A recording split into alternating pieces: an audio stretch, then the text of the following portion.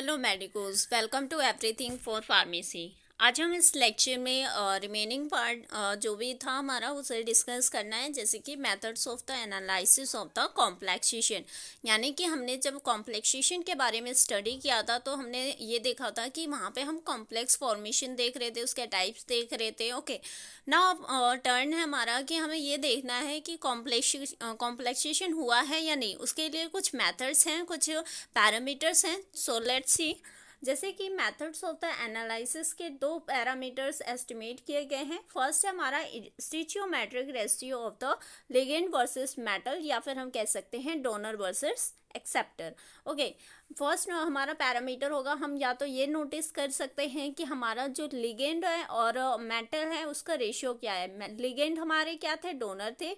Metal क्या थे, हमारे इलेक्ट्रॉन आयन एक्सेप्टर थे। ओके, और सेकेंड पैरामीटर हमें ये हम देख सकते हैं stability constant of the complex. यानी किसी भी कॉम्प्लेक्स का जो स्टेबिलिटी कांस्टेंट है उसके थ्रू भी हम ये एनालाइज कर सकते हैं कि हमारा कॉम्प्लेक्सेशन कितना हुआ है, कितना नहीं हुआ है। या फिर ऐसा भी होता है कई बार कॉम्प्लेक्सेशन होता भी नहीं है। ओके, वहाँ पे कुछ और ही प्रोसेस चल रहा होता है। तो उस चीज़ को आइडेंटिफाई करने के लिए हमारे पास मेनली अभी 4 मेथड्स हैं, जैसे कि method of the continuous variation. इसका मतलब क्या है, method of the continuous variation? कई बार ऐसा होगा जब भी हम दो कंपोनेंट को ऐड करते हैं, जब वो कॉम्प्लेक्सेशन फॉर्मेशन करेंगे तो श्योरली वहाँ पे क्या होगा, कुछ ना कुछ उनके फिजिकल केमिकल प्रॉपर्टीज चेंज होंगी। तो उसके बेस पे हमें ये पता लग जाता है कि हाँ हमारे पास कॉम्प्लेक्सेशन फॉर्मेशन हुआ है। जैसे कि अगर हम बात करें डाइलेक्ट्रिक कांस्टेंट, ये कुछ फिजिकल प्रॉपर्टीज हैं। डाइलेक्ट्रिक कांस्टेंट हो गया हमारा, और भी कुछ प्रॉपर्टीज होंगी। तो ये जब इनमें हम सिंगल एक कंपोनेंट लेंगे, उसकी डाइलेक्ट्रिक कांस्टेंट के बारे में स्टडी करते हैं, तो उस केस में कुछ मतलब कि हमारी वैल्यू कुछ डिफर होगी। जब हम कॉम्प्लेक्सेशन के बाद डाइलेक्ट्रिक कांस्टेंट की स्टडी करेंगे तो हमें पता लगेगा कि डाइलेक्ट्रिक कांस्टेंट की वैल्यू क्या होगी, चेंज हो जाएगी। तो ये है मेथड हमारा continuous variation method. Okay, distribution method ये हमारा सेकंड मेथड है। डिस्ट्रीब्यूशन जैसे कि हमारा पार्टीशन कोफिशिएंट के केस में क्या है, ये एक रेशियो होता है जो कि ये बताता है कि कोई भी ड्रग पार्टिकल हमारा किस में ज़्यादा सॉल्युबल होगा, ऑर्गेनिक सॉल्वेंट में या फिर वाटर सॉल्वेंट में। ओके, अब ये डिपेंड करता है कि उस सॉल्यूट और सॉल्वेंट का नेचर कैसा होगा। अब हमने मान लिया कि हमने एक आयोडीन सैंपल लिया। आयोडीन की सॉल्युबिलिटी हम मान के चलते हैं कि उसकी सॉल्युबिलिटी जो है वो ऑर्गेनिक सॉल्वेंट में बहुत ज़्यादा है। लेकिन जब हम क्या करते हैं, उसमें एक कॉम्प्लेक्सिंग एजेंट ऐड करेंगे तो क्या होगा, हो सकता है उसकी प्रॉपर्टी चेंज हो, उसमें कुछ कॉम्प्लेक्सेशन फॉर्मेशन होने की वजह से वो ऑर्गेनिक सॉल्वेंट में ज़्यादा सॉल्युबल होने के बजाय वो कहाँ जाएगा, वो एक्वस सॉल्वेंट में अगर वो सॉल्युबल हो जाता है, मतलब कि उसकी प्रॉपर्टी चेंज हो गई। पहले उसकी सॉल्युबिलिटी ऑर्गेनिक सॉल्वेंट में थी, लेकिन अब क्या है, अब उसकी सॉल्युबिलिटी हो गई है वाटर सॉल्वेंट में।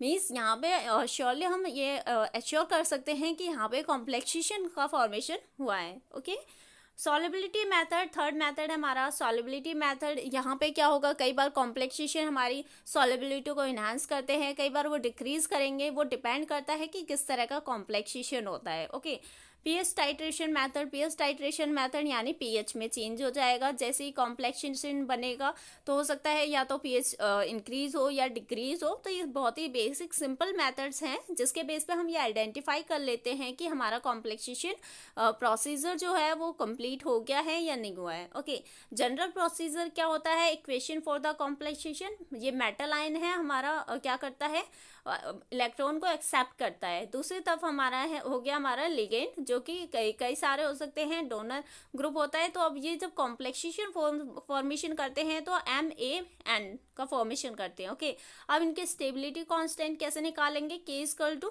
इसकी कंसंट्रेशन, टोटल प्रोडक्ट की कंसंट्रेशन वर्सेस क्या होगा, यहाँ पे हमारे हमारे जो भी रिएक्टेंट है उसकी कंसंट्रेशन यहाँ पे मेंशन करेंगे। अब हमने यहाँ पे लॉग ले लिया, बहुत साइड लॉग लेने की वजह से हमारी ये इक्वेशन आती है निकल के, और यहाँ पे हमने सिंपली ये ग्राफ ड्रॉ कर दिया है। ओके, तो जनरल प्रोसीजर यही होता है, हम ग्राफिकल मेथड से कोई भी चीज़ कंपेयर करते हैं हमेशा। सो यहाँ पे जैसा कि अभी हमने डिस्कस कर लिया है methods of the continuous variation, मतलब कि फर्स्ट मेथड है हमारा कॉम्प्लेक्सेशन एनालिसिस का, कॉन्टिन्यूस वेरिएशन, यानी कि यहाँ पे क्या होगा, फिजिकल प्रॉपर्टीज जैसे कि dielectric constant, refractive index, spectrophotometric extinction coefficient, ये कुछ कैरेक्टरिस्टिक्स होती हैं स्पीसीज की जो कि क्या है, फिजिकल प्रॉपर्टीज है किसी भी कंपोनेंट की, कंपाउंड की। ओके, अब जैसे यहाँ पे कॉम्प्लेक्सेशन फॉर्मेशन, अगर यहाँ पे दो कंडीशन दी गई हैं, अगर यहाँ पे कॉम्प्लेक्सेशन फॉर्मेशन नहीं होता है तो उसके इसमें जो फिजिकल प्रॉपर्टीज होंगी दोनों की एडिटिव वैल्यू वहाँ पे आएगी, यानी कुछ प्रॉपर्टीज हमें ए की दिखेंगी, कुछ प्रॉपर्टीज बी की दिखेंगी। इसका मतलब हमारा जो हमने ए और बी कंपोनेंट लिया है उसके बीच में कोई भी कॉम्प्लेक्स फॉर्मेशन नहीं हुआ है। लेकिन सेकंड केस में अगर हम देखें तो जैसे कि यहाँ पे कॉम्प्लेक्सेशन होने की वजह से क्या होता है, फिजिकल प्रॉपर्टीज वैल्यू डिफरेंट, यानी कि उनकी जो फिजिकल प्रॉपर्टीज होंगी वो बहुत ही डिफरेंट होंगी। ओके, यहाँ पे एडिटिव वैल्यू का मतलब ये हो गया कि दोनों की प्रॉपर्टीज शो होंगी वहाँ पे। नाउ यहाँ पे क्या होता है, अब यहाँ पे देखते हैं जैसे कि due to the complexation physical properties result में बी मैक्सिमम और द मिनिमम। जब भी कॉम्प्लेक्सेशन होगा या तो कुछ उसमें इंक्रीमेंट होगा या कुछ तो कुछ ना कुछ उसमें डिक्रीमेंट होगा। तो वही बोला गया है, जब भी फिजिकल प्रॉपर्टीज मतलब कि कॉम्प्लेक्सेशन होगा तो उसकी फिजिकल प्रॉपर्टीज या तो मैक्सिमम हो जाएंगी या मिनिमम होंगी। अगर हम यहाँ पे बात कर रहे हैं डाइलेक्ट्रिक कांस्टेंट, डाइलेक्ट्रिक कांस्टेंट के केस में यहाँ पे हमने ग्राफिकल देखा है रिप्रेजेंटेशन, जैसे कि मॉलिक्यूलर फ्रैक्शन है किसका, बी का। Okay, at a maximum minimum point note concentration of the individual species, calculate stoichiometric ratio of the species।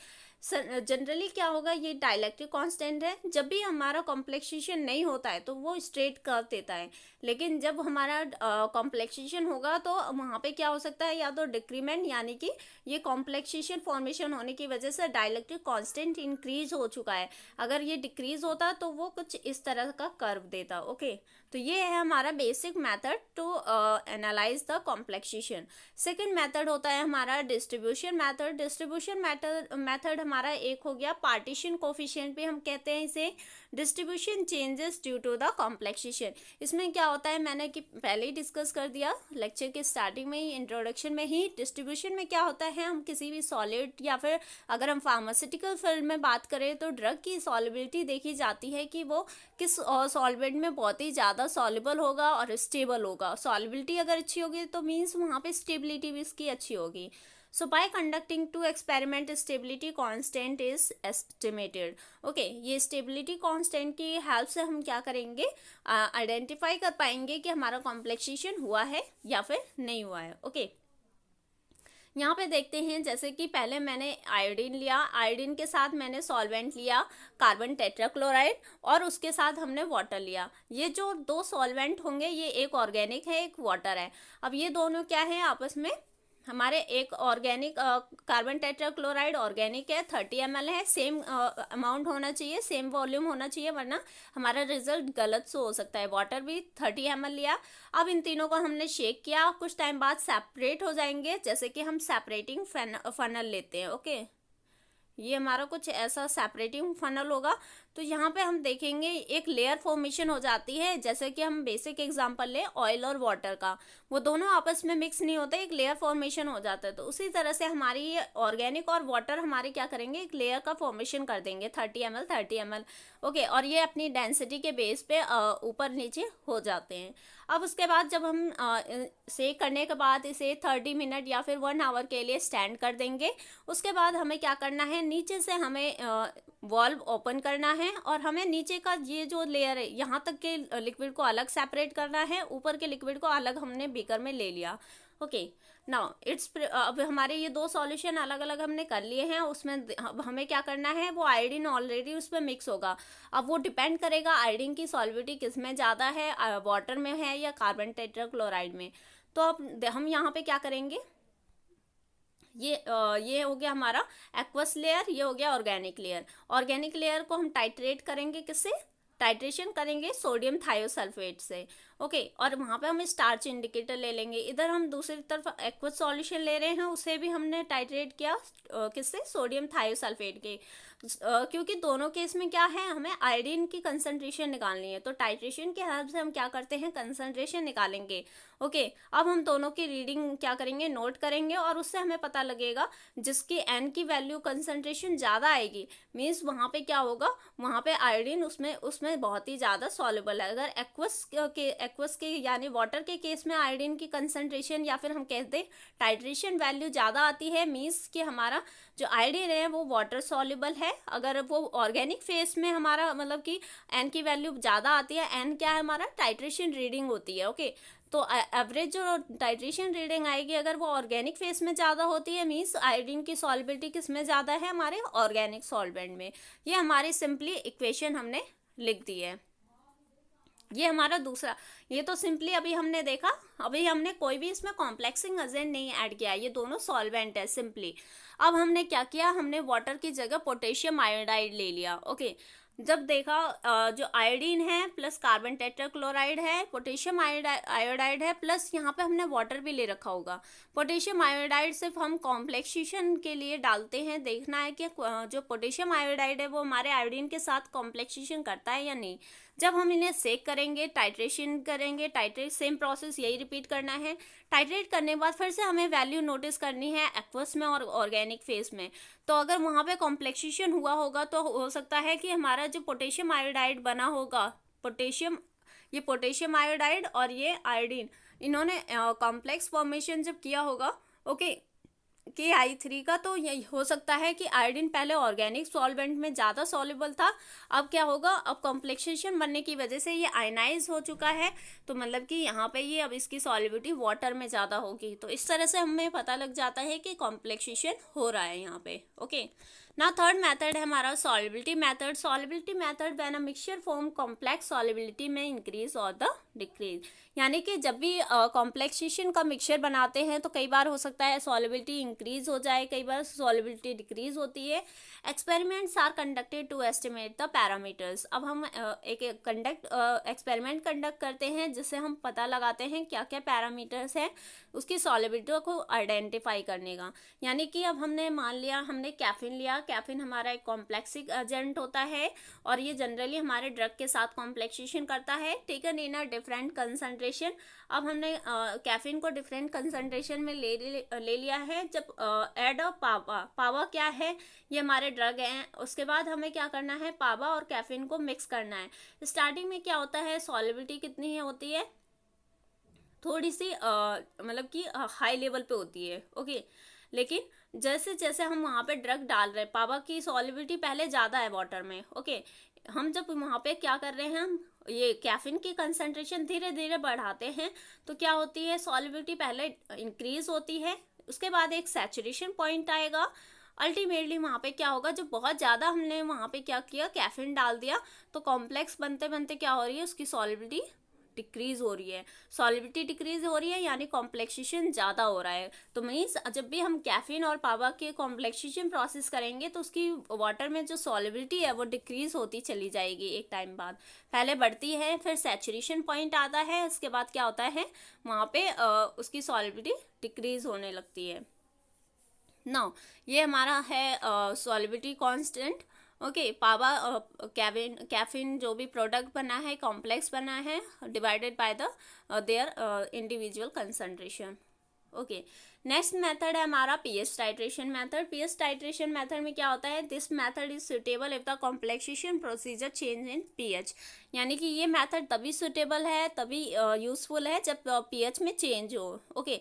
जैसे कि हमने एक ग्लाइसिन सॉल्यूशन लिया है टाइट्रेटेड विद द NaOH, जब हम उसे टाइट्रेट करते हैं NaOH से तो पीएच रिकॉर्ड किया जाता है। ओके।